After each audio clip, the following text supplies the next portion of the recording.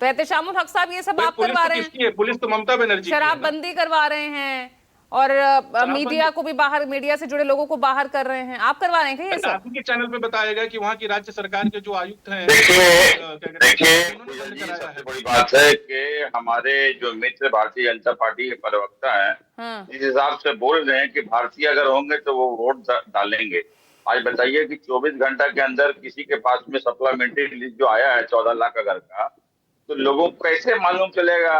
वो बोल रहे हैं जिस हिसाब से भारतीय जनता पार्टी है केंद्र में तो पॉसिबल है, हर चीज पॉसिबल है।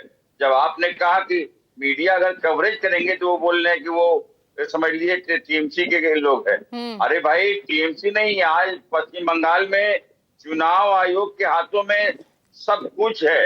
आज समझ लिए कि आज जब से आचार संहिता लागू है तब से हमारे पास में कुछ नहीं है, लेकिन ये सारा ठेका हमारे ऊपर फोड़ रहे हैं, हमारे सर पर फोड़ रहे हैं। भारतीय जनता पार्टी का ये शराब की दुकानें ये किसने बंद करवाई हैं?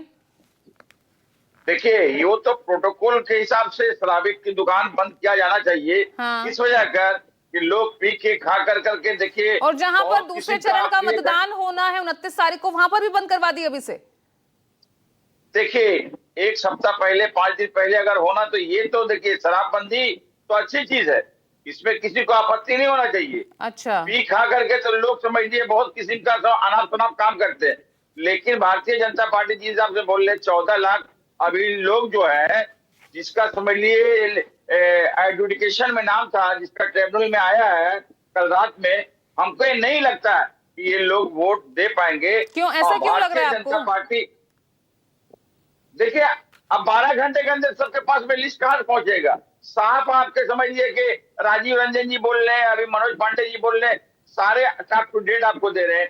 12 घंटे के अंदर कहां से सभी के पास में डोर टू डोर पहुंच सकेगा? ये इम्पॉसिबल होगा। और अरे पहले तो आप कह रहे थे कि 27 लाख मामलों का कैसे निपटारा होगा, इतना कम समय है, 750 जजेस ही हैं, ये भी नहीं हो पाएगा, लेकिन किया जा रहा है ना, ये काम भी किया जा रहा है।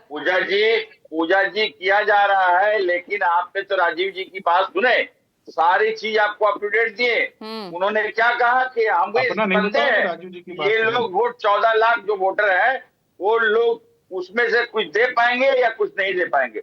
इनका मंशा, भारतीय जनता पार्टी का मेनली मंशा था कि भारतीय जनता पार्टी यहाँ किसी भी सूरत से सिंह मारने की कोशिश कर रहे हैं वोटर के द्वारा। लेकिन मैं एक बात स्पष्ट रूप से कह रहा हूँ, वो तो कह रहे हैं कि आपको डर है, आप अपीसमेंट पॉलिटिक्स कर रहे हैं, आप तुष्टिकरण की राजनीति कर रहे हैं, आपको चिंता है आपके वोट बैंक की, जबकि हिंदुओं के भी वोट कटे हैं। हमें पूजा जी चिंता है जो लीगल वोटर है, चाहे वो किसी पार्टी को वोट देते, पश्चिम बंगाल के नागरिक है, हमें उसकी चिंता है। वोट वो किसी को दे, हमें उसकी चिंता नहीं है, लेकिन भारतीय जनता पार्टी जान के टारगेट कर रही है। लेकिन पूजा जी उनका सपना किसी की भी कीमत पर साकार नहीं होगा। जो भी हमारे पास 6 करोड़ 50 लाख मतदाता है, वो समझ लिए उसी में से हम लोग चौथी बार सरकार बनाएंगे और फुल मेजॉरिटी के साथ। इनका सपना साकार नहीं होगा। रंजन सिंह, ये चल